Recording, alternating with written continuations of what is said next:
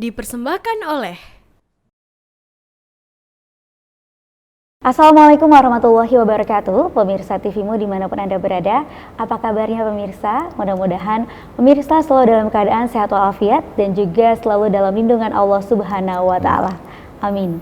Dan alhamdulillah karena pada kesempatan kali ini program podcast TV Show TV Muhammadiyah bersama dengan UMJ bisa kembali hadir, tentunya menyapa Anda semuanya bersama saya Vini Auliani.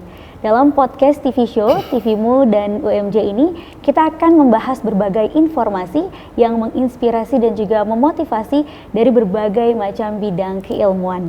Dan kali ini kita akan membahas tema yaitu mengenai potensi zakat dalam kegiatan sosial bersama narasumber kita, yaitu ada Kaprodi Studi Manajemen Zakat dan Wakaf dari Fakultas Agama Islam UMJ, Bapak Ali Idrus SAG MSI. Langsung saja kita sapa. Assalamualaikum Pak Ali. Waalaikumsalam warahmatullahi wabarakatuh, Mbak Vini.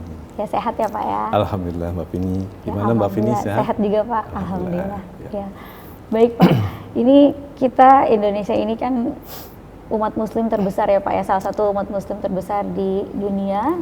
Namun tentunya kita juga bisa tetap hidup berdampingan dengan warga lainnya yang non muslim gitu. Dan tentunya sebagai negara dengan jumlah penduduk umat muslim yang terbesar di dunia ini, tentu potensi zakat yang bisa dihasilkan ini sangat besar nih Pak ya. Nah, ini kira-kira besarnya potensi zakat yang bisa ditumbuhkan, dikembangkan dari umat muslim Indonesia ini seperti apa sih Pak? Baik, ya benar sekali Mbak Vini bahwa Indonesia ini kan sebagai negara yang mayoritas penduduknya muslim terbesar di dunia ya, sekitar 80% dari jumlah penduduk Indonesia begitu. Nah, tentunya ini menjadi potensi yang sangat besar bagi Indonesia untuk menghimpun zakat begitu. Nah, kalau saya rilis potensi zakat di Indonesia dari Basnas itu lebih dari 200 triliun atau bisa mencapai 10% dari APBN kita itu. Besar ya gitu, Pak ya? Ya, besar sekali. Mencapai 10% dari APBN ya. Jadi itu potensinya dari berbagai macam zakat tentunya. Gitu, dari mulai zakat penghasilan, zakat pertanian, tentunya, zakat perdagangan, berkembang lagi zakat korporasi, gitu, ya, zakat saham dan lain-lain, begitu, Mbak Vini.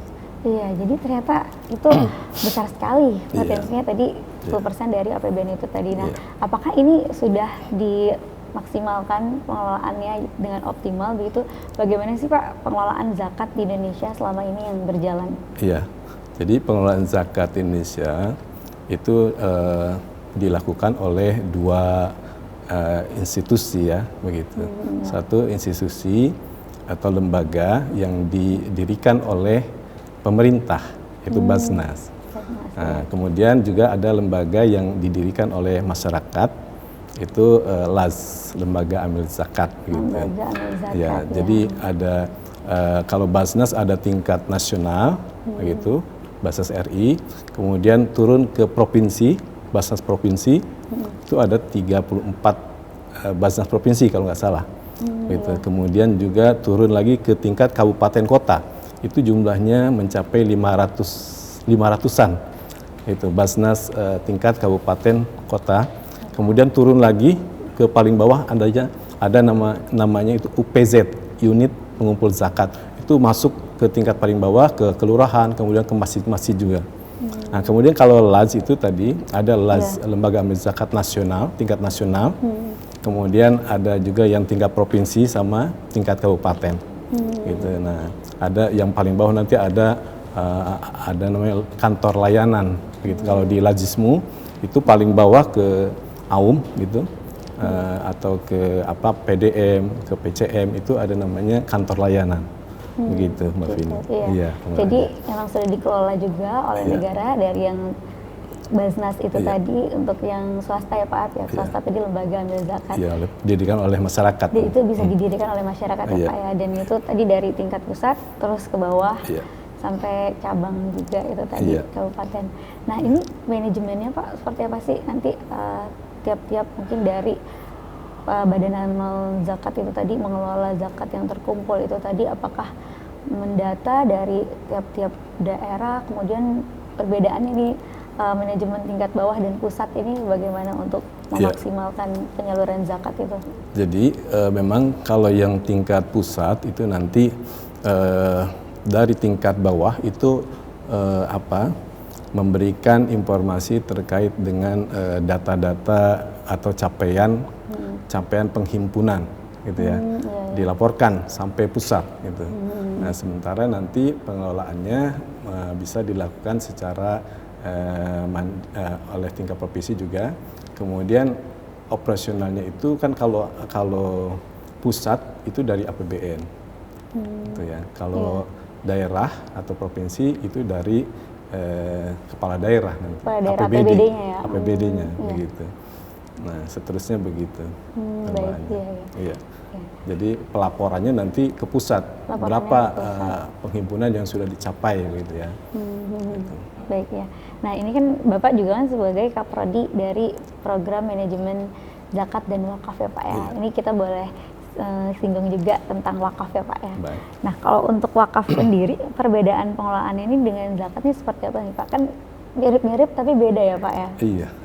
Iya, potensi wakaf itu sama dengan potensi zakat. Itu kalau tadi zakat di bawah Basnas gitu dan dari izin dari Kemenag. Iya. Sementara kalau wakaf itu dari BWI, Badan Wakaf Indonesia. BWI, oh iya, Ya, dari gitu pemerintahnya ya. itu Pak ya. Nah beda pengelolaannya, kalau zakat menghimpun kemudian didistribusikan secara langsung habis. Iya. Gitu ya. Tapi kalau wakaf itu pokoknya tidak boleh habis, tidak boleh berkurang malah. Yang didistribusikan hasilnya. Jadi produktif kalau kayak gitu. Iya. Nah, umpama wakaf wakaf masjid gitu ya, wakaf tanah. Wakaf Tanahnya kan, tidak biasanya boleh tanah diwakafkan, wakaf tanah itu tidak boleh dijual. Dijual atau berkurang, misalnya berkurang sebagian ini nggak jual boleh. ya, ternyata wah luasnya kok berkurang, itu nggak boleh ya Pak ya. Tidak boleh. Kemudian sekarang berkembang wakaf yang bergerak, contohnya wakaf uang. Apa tuh Pak? Oh, wakaf Ada uang. wakaf uang.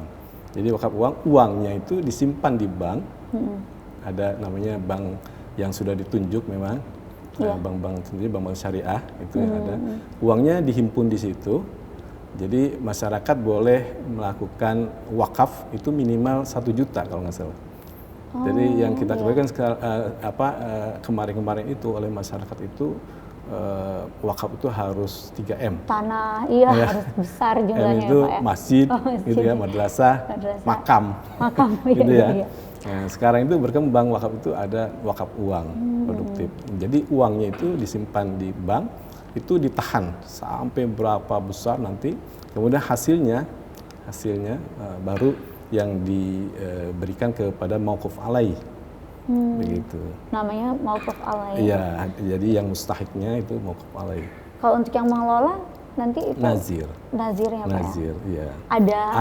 Ada Pembagiannya dalam undang-undang itu 10% dari hasil ya, bukan pokok. Pokoknya nggak boleh berkurang. Oh, dari hasilnya Dari ya, hasil, keuntungannya ya, itu. hasil mudorobah kalau di bank itu ya. Nah, hasilnya untuk nazirnya Boleh hanya untuk 10%, nazirnya itu. sisanya pada mauquf alaih. Gitu. Tapi pokoknya sampai kiamat itu nggak boleh berkurang. Ya? Itu berarti harus Iya, bisa makanya itu disebut jariah itu sampai akhir hayat. akhir hayat yang Sampai terus kiamat. mengalir itu tadi ya. Begitu. Tapi ini menarik karena untuk wakaf ini berarti terbuka kesempatan untuk berbagai kalangan ya, nggak harus terpatok tadi 3M itu, sehingga mungkin pikiran kita kan wakaf mungkin nantilah kalau mungkin sudah berlimpah-limpah begitu. Iya. Ya, jadi memang wakaf sekarang terus berkembang. Yang penting kan kemanfaatannya itu. Iya, Jadi siapapun orang boleh berwakaf, tapi memang masih ikhtilaf ya. Tapi sudah ada fatwa MUI-nya saya kira, atau dari peraturan BWI itu sudah boleh wakaf uang. Wakaf uang. Iya, peraturan BWI sudah ada itu. Tapi kalau dari skala prioritas kita sebagai umat muslim mungkin yang didahulukan tetap zakat dulu ya Pak ya. Zakat dulu. Kalau sudah tertunaikan nanti masih ada lagi nih untuk wakaf, bisa wakaf gitu ya. Ya, kalau zakat kan ada ketentuannya. Iya, kalau zakat itu harus mencapai nisab dan haul. Gitu. Iya. Nah, kalau wakaf enggak. Wakaf enggak. Iya. Jadi kalau zakat itu harus mencapai nisab. Umpama Anda mau berzakat mal. Mal, ya. Nisabnya kan ada itu. Sama dengan berapa? 85 gram emas ya, emas. 80 gram emas ya. Iya. Jadi ini Sekitar kalau tidak di 85 bawah juta itu, ya, Pak, kira-kira. iya, kalau di bawah itu tidak Belum kena, wajib zakat. Belum wajib zakat. Tapi kita walaupun belum wajib zakat, kita boleh wakaf nih. Misalnya Iya. kita ada kelapangan rezeki, tapi mungkin dalam sehari-hari ini kita lapang ya Pak ya. Iya. Tapi secara jumlah nominal itu belum mencapai 80 gram emas. Misalnya ternyata baru 40 gram emas. Tapi lapang nih kebutuhan sehari-hari terpenuhi. Baik. Kita pengen wakaf boleh jadinya? Boleh, sangat boleh. Boleh ya? Iya. Iya ya. Iya, Begitu. baik, ini menarik sekali Pak Ali. Terus kita akan lanjutkan kembali, kita jeda sejenak terlebih dahulu. Pemirsa, jangan kemana-mana, tetap bersama kami dalam podcast TV Show. Pemirsa, kembali lagi dalam podcast TV Show, TVmu bersama dengan UMJ. Kita kali ini membahas mengenai peran zakat dalam kegiatan sosial bersama dengan Kaprodi dari Program Manajemen Zakat dan Wakaf di UMJ, yaitu Bapak Ali Idrus. Pak Ali, kita lanjutkan kembali ini mengenai zakat. Nih kita banyak membahas zakat nih Pak ya, karena ini benar-benar potensi yang bisa kita maksimalkan. Nah, zakat ini kan ketentuan agama ada ketentuannya tadi.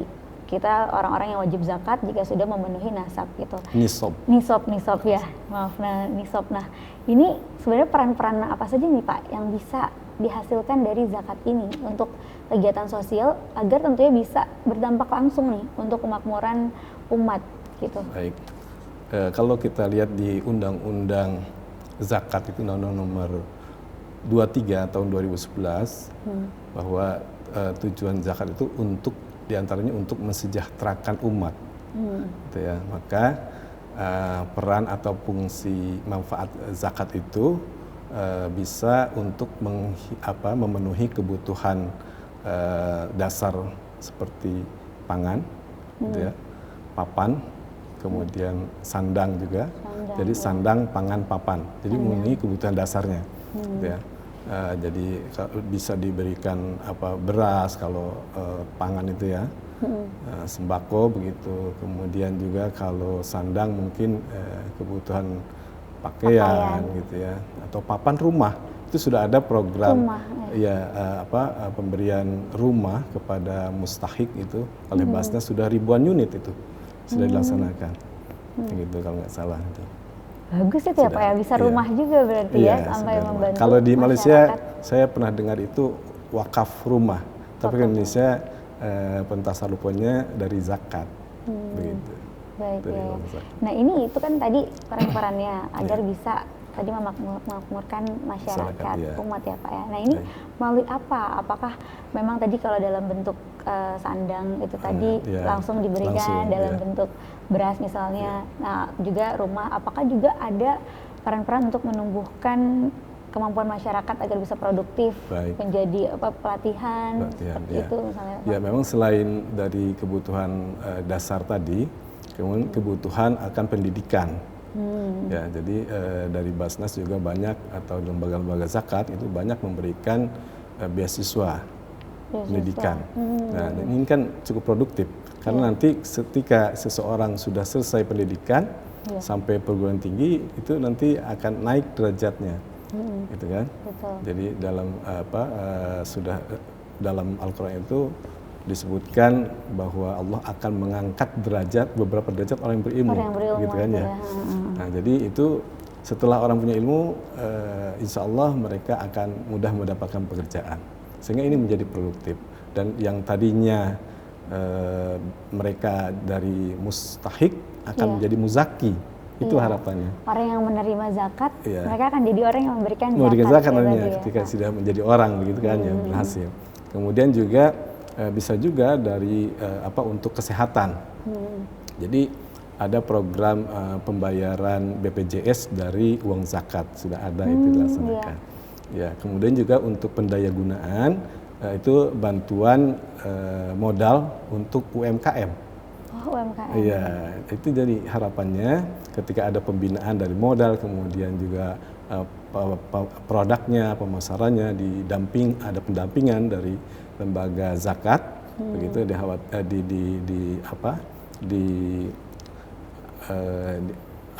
diharapkan begitu ya, yang tadinya mustahik itu menjadi muzaki, begitu. Iya. Karena dia sudah didampingi dan mudah-mudahan bisa berhasil gitu. Berhasil ya. Gitu. Ya, nah ini untuk orang-orang yang menerima zakat, ini kan juga ada golongan-golongan tertentunya ya Pak ya, Iya.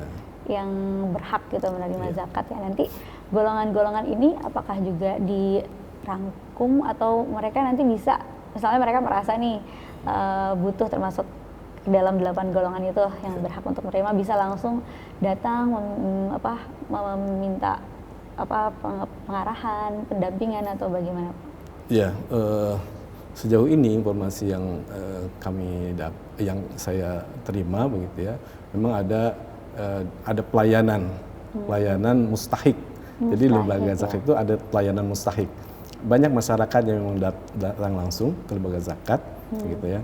Dan juga ada yang sifatnya pendataan begitu ya. Lembaga zakatnya justru yang datang ke masyarakat, begitu. Nah, jadi yang termasuk mustahik tadi itu kan dalam Al-Quran surah At-Taubah ayat 60 disebutkan innamas shadaqatu lil fuqara wal masakin wal amilin wal mu'allaf kemudian gharimin gitu kan. Ada 8 asnaf di situ ya. Ibnu sabil, fisabilillah gitu ya. Itu saya kira. Iya, yang berjuang di jalan Allah ini ya Pak ya. Kalau yang berjuang di jalan Allah ini bisa kalangan dari mana saja sih Pak misalnya? Ya, yang di jalan Allah tuh ya atau lembaga sosial juga fisabilillah gitu ya. Iya, fisabilillah. Fisabilillah itu termasuk menuntut ilmu.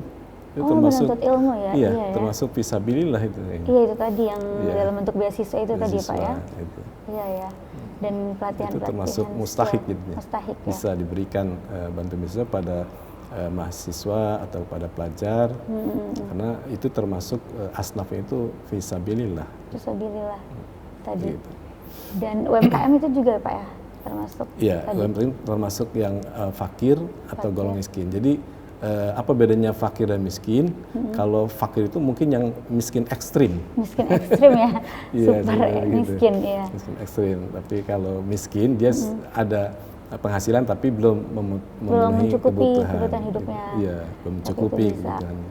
Begitu. Kalau zakat ini benar-benar dijalankan dan dimaksimalkan, sebenarnya bisa makmur semuanya Pak ya.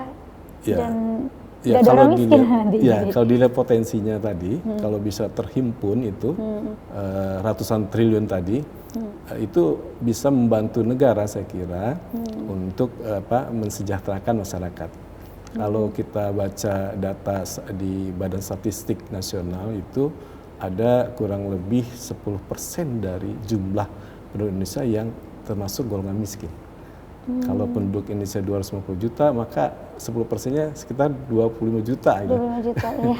Nah, tapi kalau ada zakat itu, potensi zakat itu berhasil dihimpun, ratusan triliun tadi, insya Allah bisa mengurangi itu angka itu. Itu semua. Iya.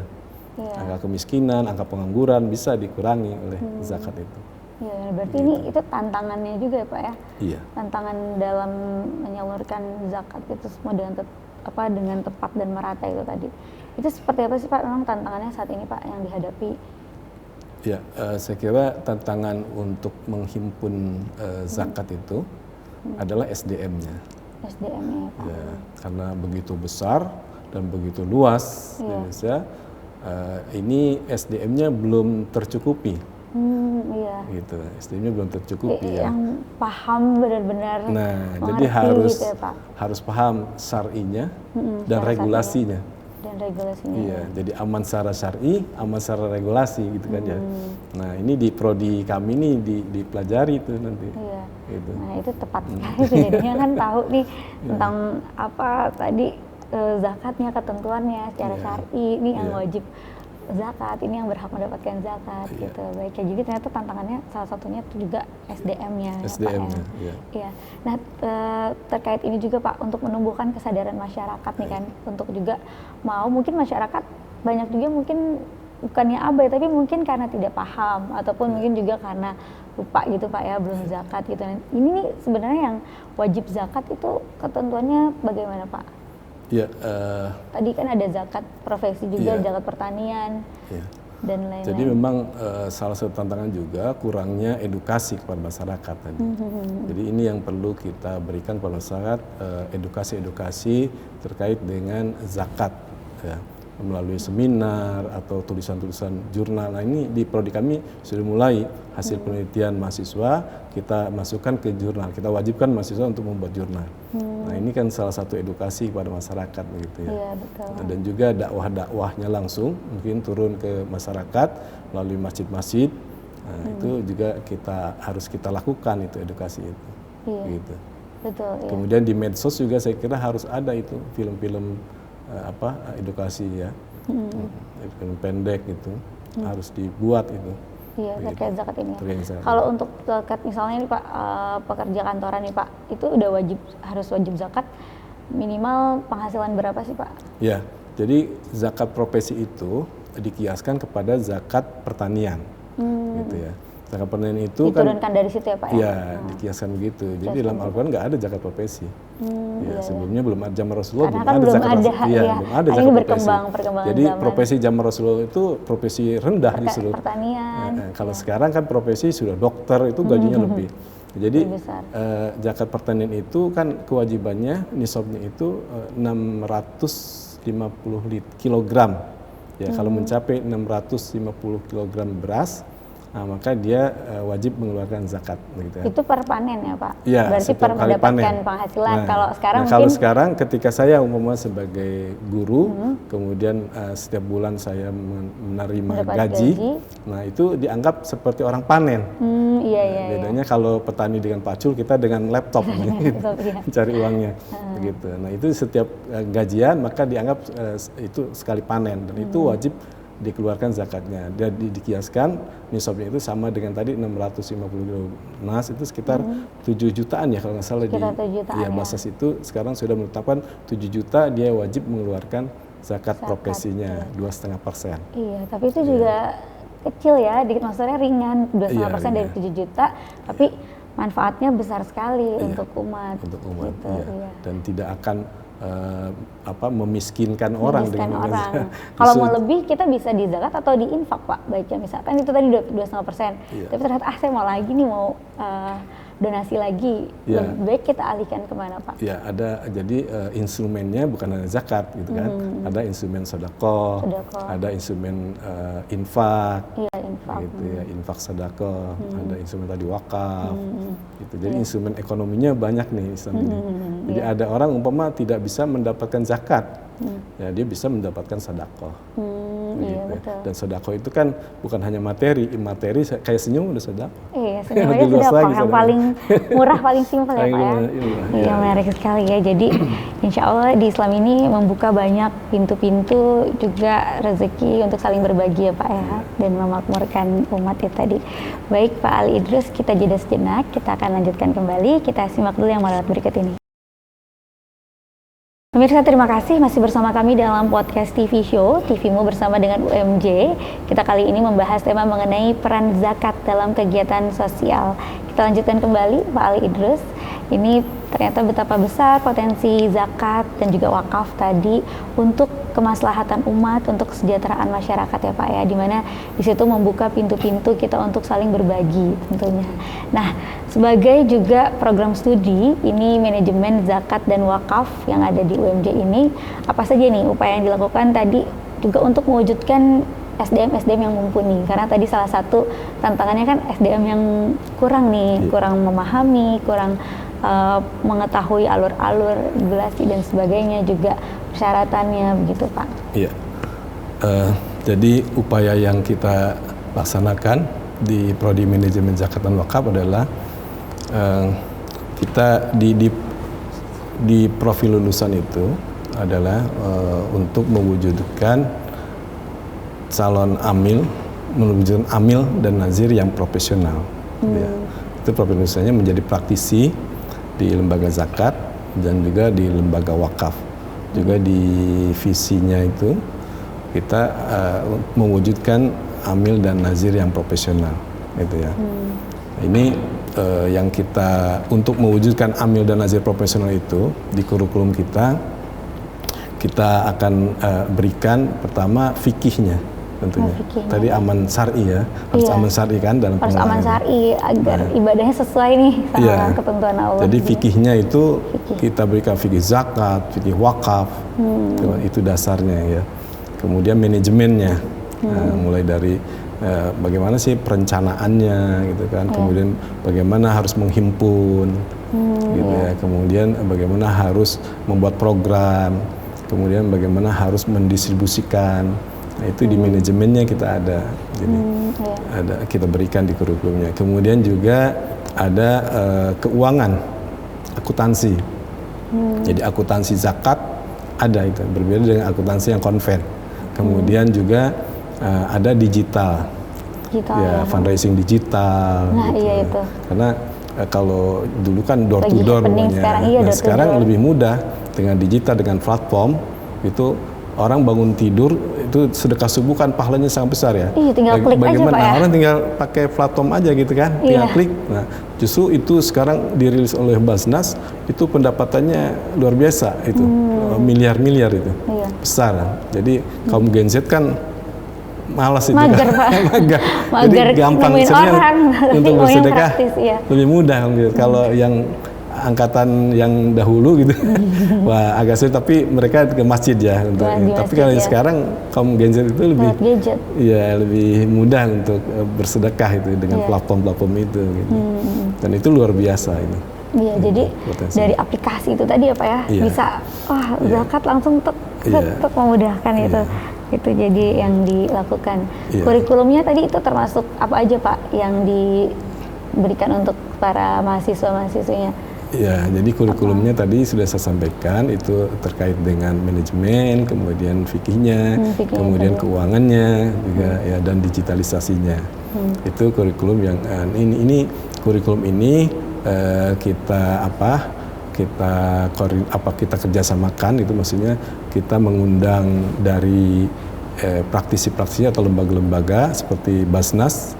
Jadi untuk meramu kurikulum ini kita mengundang Basnas, stakeholder terkait ya, kemudian lembaga zakat yang lain, dan juga akademisi begitu. Ya. Berarti nanti ini kan memang untuk bisa menyiapkan menjadi pengelola zakat yang kompeten ya Pak ya. Iya. Itu sudah biasanya kan kalau di luar suka ada lembaga-lembaga yang menyediakan tes sertifikat apa segala seperti itu. Ini sudah lebih dari itu ya Pak, sudah diberikan semua keilmuannya gitu. Iya. Kami kerjasama dengan Basnas terkait dengan sertifikasi AMIL. Sertifikasi. Jadi AMIL itu ada sertifikasinya. Untuk menjadi AMIL sekarang sudah wajib sertifikasi. Ada zakatnya, ya. Jadi kita kerjasama dengan Basnas untuk sertifikasi AMIL. Jadi untuk mahasiswa kita tanpa ada pelatihan sudah langsung bisa ujian sertifikasi, karena sudah masuk ke kurikulum materi-materinya. Nah, itu kita kerjasama dengan Basnas. Bahkan kita menjadi TUK, tempat untuk sertifikasi sewaktu.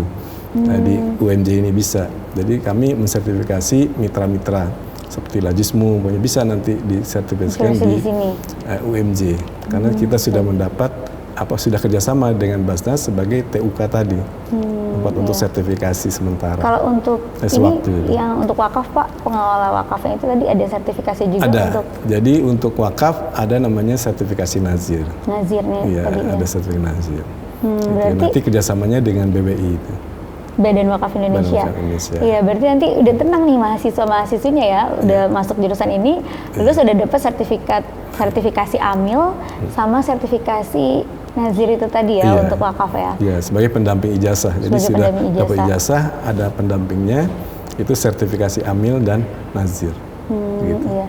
Kalau untuk program-programnya nih Pak, apa aja Pak? Apakah ada juga program magang dan kerjasama yang dijalin ya? Iya. Untuk program program-program lain di Prodi Manajemen Zakat dan Wakaf itu kita ada kerjasama dengan lembaga-lembaga AMIL zakat seperti Basnas tadi, termasuk kerjasamanya tadi sertifikasi AMIL ya dengan Basnas. Kemudian juga beasiswa pendidikan dari Basnas. Ya. Kemudian ada kegiatan magang ya dengan Basnas.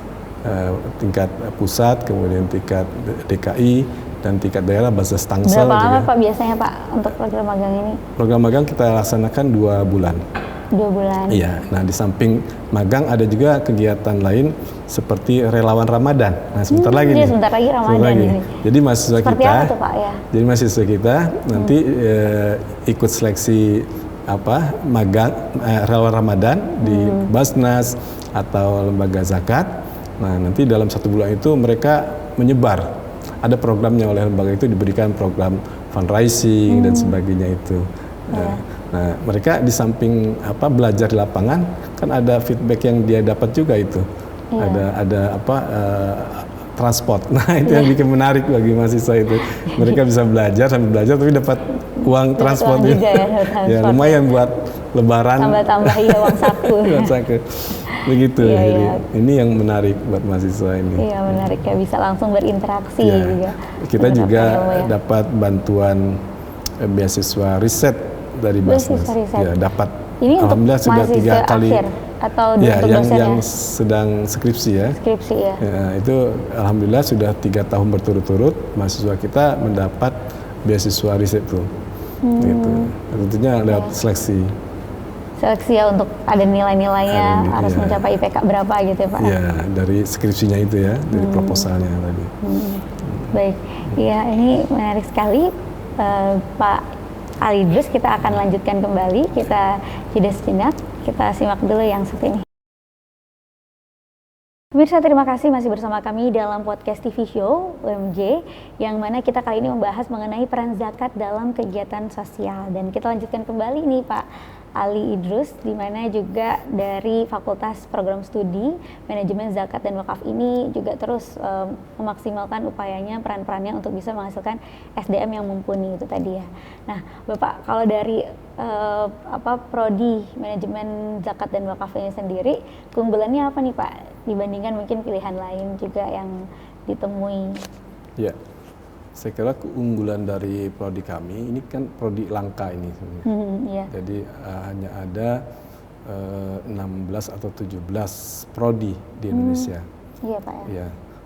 Kemudian potensi peluang kerjanya tentunya dari jumlah yang sedikit ini kan persaingannya jadi sedikit. Sedikit, iya. Gitu. Nah, sementara peluangnya cukup besar. Masih besar gitu iya. ya. Kenapa? Karena zakat memang ini sesuatu masuk dalam salah satu 5 pilar Islam gitu kan. Jadi masuk dalam rukun Islam. Rukun iman. Rukun Islam. Rukun Islam. Ya, zakat itu rukun ketiga ya kalau nggak salah ya. Iya. Nah, itu zakat itu sudah satu poin yang ini ya, yang sangat penting itu. Jadi zakat itu masuk pada rukun Islam. Nah, kemudian keunggulan lainnya bahwa profesi amil, ya, ini profesi yang dibentuk oleh Rasulullah. Salah satu profesi ini ya. Rasulullah dulu kan ada waktu tahun 2 Hijriah, ya, setelah Rasulullah hijrah ke Madinah, gitu ya, setelah ekonomi umat Islam sudah mulai mapan waktu itu, baik, ya, maka disitulah Rasulullah mewajibkan, Allah mewajibkan zakat. Ya. Kalau di Mekah itu baru anjuran. Tapi ketika di Madinah sudah mulai diwajibkan zakat karena perekonomian umat Islam pada itu sudah mulai mapan ya. Nah, Rasulullah menunjuk para sahabat itu untuk menjadi petugasnya. Ada namanya katabah. Jadi yang mencatat siapa saja nih orang yang hartanya banyak wajib zakat. Nah, ada pencatatan itu katabah. Kemudian ada yang namanya hasabah. Hasabah itu orang yang menghitung berapa besar dia harus mengeluarkan zakat. Setelah ditulis, dicatat orangnya, kemudian dihitung berapa zakatnya. Nah, setelah itu baru ada namanya kosamah nanti, pendistribusian. Ya, jadi ditulis, kemudian dihitung, kemudian dihimpun, kemudian didistribusikan. Ada, jadi sudah ditentukan oleh Rasulullah. Nah, ini kan berarti Rasulullah sudah mencontohkan ada lembaga zakat di situ. Ya. Yang sebenarnya Baitul Mal. Baitul Mal. Iya. Masya Allah. Iya. Jadi itu tadi keunggulannya. Ya, karena ini program yang langka, tapi potensinya besar. Potensi jadi lapangan pekerjaannya masih banyak nih, masih besar ya. Untuk kompetisinya ini masih terbuka luas. Terbuka luas. Jadi karena ini sudah salah satu amil yang dibentuk oleh Rasulullah gitu kan ya. Iya, dibentuk oleh Rasulullah. Jadi ini harus kita lanjutkan, wajib kita lanjutkan gitu ya. Di samping juga potensi zakat begitu besar, dan tadi pengelolaannya oleh Basnas itu kan ada tingkat pusat, kemudian tingkat provinsi, tingkat daerah, sehingga ada ratusan itu. Iya. Itu kan lembaga Basnas itu sampai ada sampai UPZ itu kan. Nah, ini kan perlu SDM tentunya. Dari mana SDM-nya? Sedangkan Rasulullah harus ada klasifikasi untuk amil itu harus ada. Dia harus mengetahui tentang fikihnya gitu ya. Harus amanah harus akuntabel. Ya. Nah, itu harus ada klasifikasi itu amil itu. Nah, kita di prodi ini menciptakan itu, mewujudkan itu amil yang profesional tadi. Untuk memenuhi kebutuhan SDM di lembaga zakat ini. Begitu. Baik, fasilitasnya apa saja Pak yang disediakan di UMJ ini? Nah, fasilitas yang kita miliki samping ruangan ber-AC itu ya sudah biasa itu, kita juga memiliki laboratorium lembaga zakat. Lab zakat itu seperti apa Pak? Nah, jadi di situ tempat praktek mahasiswa. Jadi lab ini kita ada pendampingnya. Pendampingnya itu dari Lajismu dan dari rumah zakat. Laznas ini ya mereka ya. Nah, dari pendampingan itu mahasiswa dilatih untuk fundraising, ya, menghimpun, kemudian dilatih membuat program, dilatih mendistribusikan, gitu ya. Nah, ini kita punya labnya itu. Jadi mahasiswa di samping belajar di kelas, mereka juga di lapangan, terjun langsung ke lapangan. Bagaimana cara mengelola itu, membuat program perencanaan begitu ya. Nah, ini kita didampingi oleh dua lembaga tadi. Yang program unggulan yang akan kita laksanakan itu nanti menghimpun dana beasiswa. Kita akan membuat gerakan infak namanya di kampus, infak 2000, dari mulai 2000. Saya kira kalau 2000 siapapun bisa, ringan, siapapun mampu ya. Mahasiswa sekalipun mampu dia untuk infak 2000 dalam seminggu. Iya. Nah, itu akan kita lakukan, kemudian juga ke restoran-restoran, bukannya kan belajar mengelola jadi Pak ya, mengelola dana. Nah, dari hasil himpunan itu nanti akan kita distribusikan, paling besar mungkin nanti kita akan distribusikan untuk beasiswa. Baik. Nah, mudah-mudahan ini bisa terlaksana dengan baik dan berhasil. Berhasil ya, karena langsung beasiswa langsung bisa dirasakan juga dari mahasiswa untuk mahasiswa juga yang berprestasi. Iya. Iya begitu. Dan untuk dosen-dosennya bagaimana Pak? Ya, untuk dosennya alhamdulillah dosen di Prodi Manajemen Zakat ini menjadi, di samping menjadi dosen, mereka menjadi reviewer juga di beberapa jurnal gitu ya. Kemudian juga kita untuk penelitian juga mendapatkan hibah dari lembaga keuangan syariah, telah dapat itu. Kemudian juga jadi pendakwah dosen kita. Ada juga menjadi Dewan Pengawas Syariah dan jadi praktisi. Nah, dari praktisi Basnas, jadi praktisi di Lajismu, begitu. Nah, itu beberapa prestasi dosen kita. Jadi dosen-dosennya sudah tidak diragukan lagi karena memang orang-orang yang benar-benar kompeten dan juga langsung terjun ya di lembaga-lembaga itu tadi, Lajismu juga salah satunya.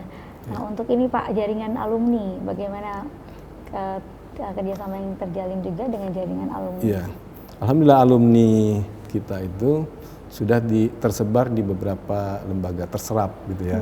Ada yang di Basnas Pusat, Basnas DKI, Basnas Tangsel, kemudian di lembaga amil yang lainnya, Lajismu, di Al-Azhar, di BSI Maslahat, sudah alhamdulillah terserap gitu ya. Dan itu lebih dari 50%-nya terserap lulusannya. Alhamdulillah. Nah, ini kita akan buat ikatan alumni Mazawa FIUMJ. Alhamdulillah sekarang hubungan dengan yang adik-adik kelasnya itu. Nah, ketika kami mengadakan kegiatan seminar, nggak susah-susah lagi nyari narasumber. Jadi kakak-kakak tingkatnya itu otomatis jadi karena mereka sudah jadi praktisi kan. Mereka yang mengisi itu kegiatan kajian-kajian begitu. Jadi masih intens ya, dan saling terus mengisi, mensupport satu sama lain. Baik, Pak Ali, ini tidak terasa ini kita alhamdulillah tadi sudah banyak mendapatkan masukan dan pencerahan juga mengenai zakat dan juga wakaf. Mungkin bisa memberikan kesimpulan Pak mengenai potensi zakat dan juga wakaf bagi kegiatan sosial untuk umat. Ya. Pak. Baik, jadi karena melihat potensi zakat di Indonesia begitu besar, ini karena umat Islam Indonesia begitu banyak, ya, terbesar di dunia, sehingga potensinya sangat besar, begitu. Saya kira ini menjadi peluang, ya, buat kaum Gen Z untuk menjadi amil yang profesional dan tepatnya di FIUMJ nih, di Prodi Manajemen Zakat dan Wakaf, gitu ya. Nah, jadi saya kira menjadi orang yang bermanfaat untuk orang banyak, jadi khairin nas anfa'uhum linnas, sebaik-baik manusia itu yang bermanfaat untuk orang lain. Nah, saya kira menjadi amil ini merupakan profesi yang salah satunya itu menjadi orang yang bermanfaat untuk orang lain, karena menjembatani antara muzaki dengan mustahik. Begitu saya kira. Baik, ya. Nah, Bapak mungkin boleh tambahan juga Pak, ini pesan-pesan untuk pemirsa ataupun juga ajakan bagi teman-teman ini yang ingin melanjutkan nanti ke jenjang perguruan tinggi yang baru lulus misalnya dari SMA atau madrasah aliyah gitu Pak. Ini yang tertarik mungkin tapi mungkin masih ragu-ragu gini, kenapa harus masuk jurusan ini Pak? Ya, silakan. Iya, jadi manajemen zakat wakaf ini lulusannya nanti sarjana ekonomi. Sarjana ekonomi. Jadi karena lulusannya sarjana ekonomi, peluang kerjanya atau nanti bukan hanya terserap oleh lembaga zakat dan wakaf, tapi lembaga keuangan syariah lainnya, gitu ya. Karena sarjana ekonomi belajar juga kan keuangan syariah, begitu ya. Akuntansinya belajar. Nah, jadi saya berharap kaum Gen Z terutama yang sekarang ini, yang dulu hanya mengenal zakat atau wakaf itu hanya 3M tadi, madrasah, masjid. Nah, sekarang itu sudah berubah, gitu ya. Nah, potensi zakat kalau dulu kita kenal hanya zakat fitrah, gitu kan. Nah, sekarang itu potensinya udah ratusan triliun. Nah, berarti ini potensi yang sangat luar biasa. Kalau kita bisa mengelolanya ini, nah ini bisa mensejahterakan umat, begitu. Dan ini perlu SDM yang sangat banyak. Nah, maka oleh dari itu saya menghimbau kaum Gen Z, mari sama-sama kita masuk ini, bisa masuk ke Prodi Manajemen Zakat dan Wakaf agar hidup kita nanti bermanfaat untuk orang banyak, begitu. Baik, terima kasih Pak Ali Idrus tadi atas pemaparannya dan juga pencerahannya untuk kita semua. Alhamdulillah kita jadi tercerahkan nih mengenai potensi zakat dan juga wakaf di Indonesia. Terima kasih Bapak dan selamat melanjutkan aktivitas. Terima kasih juga sudah hadir di podcast TV Show TVmu bersama UMJ. Dan pemirsa TVmu, terima kasih juga telah menyaksikan acara ini dari awal hingga akhir. Tidak terasa kita sudah sampai di penghujung acara ini. Dan untuk itu saya Vini Oliani bersama dengan kerabat kerja yang bertugas, juga dengan narasumber kami yaitu Bapak Ali Idrus. Kami mohon pamit undur diri. Jangan lupa untuk saksikan podcast TV Show TVmu bekerja sama dengan UMJ dalam episode-episode lainnya. Akhir kata, wassalamualaikum warahmatullahi wabarakatuh. Assalamualaikum.